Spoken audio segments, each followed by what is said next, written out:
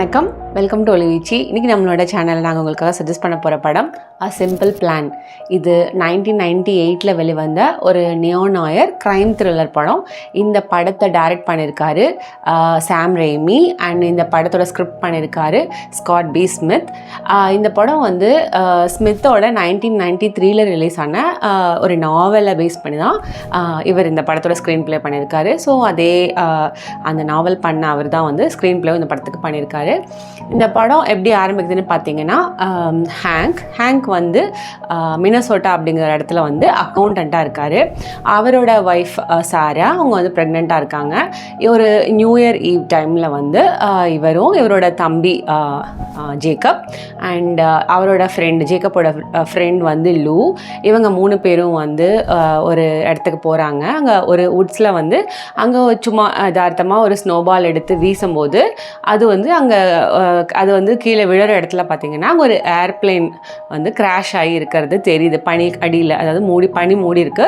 இவர் அந்த ஸ்னோபால் வீசின உடனே அது உடஞ்சி அங்கே இருக்கிற அந்த ஏர்பிளைன் வந்து கிராஷ் ஆனதை அவங்க பார்க்குறாங்க.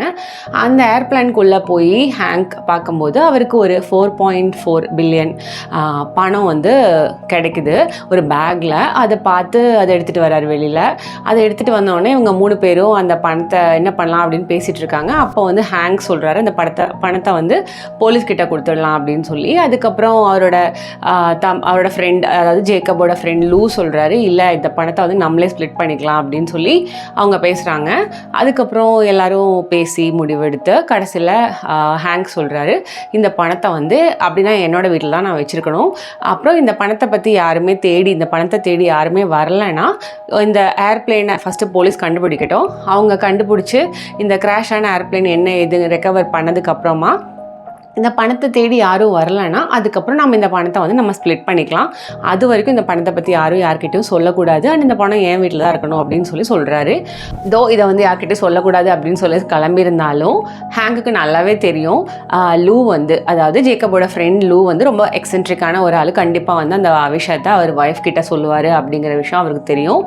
அதுக்கப்புறம் அவரோட தம்பி ஜேக்கப் பற்றி சொல்லணுன்னா, அவர் வந்து ரொம்பவே ஒரு வெள்ளந்தியான ஆள், ரொம்ப இன்னசென்ட்டாக, ஃப்ரெண்டை வந்து ரொம்பவே நம்புகிற ஆளா, அப்புறம் எந்த விஷயம் சொன்னாலும் அதை வந்து அப்படியே ஓகே அப்படி தான் சொல்கிறாங்க அப்படி நம்புகிற ஒரு வெள்ளந்தியான ஆள்னு வச்சுக்கோங்களேன். அந்த மாதிரி ஒரு டைப்பு தான். ஸோ இப்போ வந்து ஹேங்க் வீட்டுக்கு போனதுக்கப்புறமா இந்த பணத்தை பற்றி அவங்க ஒய்ஃப் சாராட்ட இவரும் சொல்கிறாரு. அதுக்கப்புறமா சாரா வந்து நிறையா என்னென்ன ஐடியாஸ் கொடுக்குறாங்க. அதுக்கப்புறம் சாரா சொல்கிற பல விஷயத்தினால வர்ற ப்ராப்ளம்ஸ் தான் இந்த படத்தோட பாக்கி இருக்கிற திரைக்கதை.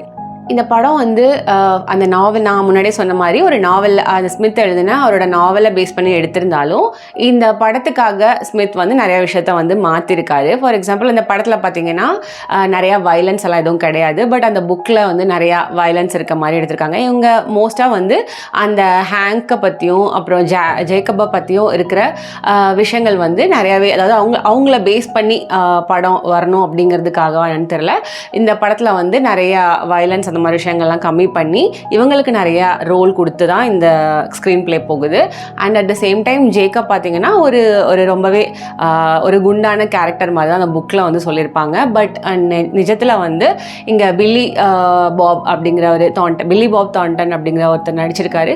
ஸோ அவருக்காக என்னன்னு தெரியல, இந்த படத்தில் வந்து மோர் ஆஃப் ஜேக்கபோட கேரக்டர், அதாவது அவர் வந்து ரொம்ப ஒல்லியாக இருக்க மாதிரியும் அப்புறம் ஒல்லியாக இருக்காரு. And at the same time அவரோட கேரக்டர்ஸ் அவருக்கு கொஞ்சம் ரோல் ஜாஸ்தி கொடுத்துருக்காங்க. புக்கில் எழுதினதை விட, அதாவது நாவலில் இருக்கிறத விட இவருக்கு நிறையவே ரோல் இருக்குது இந்த படத்தில். அண்ட் சாராவுக்கு வந்து அந்த நாவலில் நிறையா ரோல் இருந்துச்சு. பட் இந்த படத்தில் வந்து ரொம்ப கம்மியாக தான் ரோல் கொடுத்துருக்காங்க.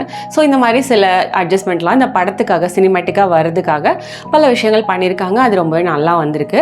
இந்த படம் பார்த்திங்கன்னா ஓவராலாக நிறையா ட்விஸ்ட் அண்ட் டர்ன் இருக்க மாதிரியான ஒரு படம் கிடையாது. இது ஒரு த்ரில்லர் ட்ராமா, அவ்வளோதான். உங்களுக்கு ஒரு நல்ல ஃபீல் கொடுக்குற ஒரு டிஃப்ரெண்ட்டான ஒரு ட்ராமா படம் பார்க்கணும் அப்படின்னு நினைக்கிறவங்க கண்டிப்பாக அந்த படம் பாருங்கள். இது ஒரு டிஃப்ரெண்ட்டான எக்ஸ்பீரியன்ஸாகவும் ஒரு நல்ல படமாகவும் இருக்கும். படத்தை பார்த்துட்டு நீங்கள் எப்படி ஃபீல் பண்ணுறீங்க அப்படிங்கிறத எங்களுக்கு கண்டிப்பாக ஃபீட்பேக்காக ஷேர் பண்ணுங்கள் கமெண்ட் செக்ஷனில். அண்ட் இன்னொரு படத்தோடு நான் உங்களை மீண்டும் சந்திக்கிறேன். தேங்க்யூ.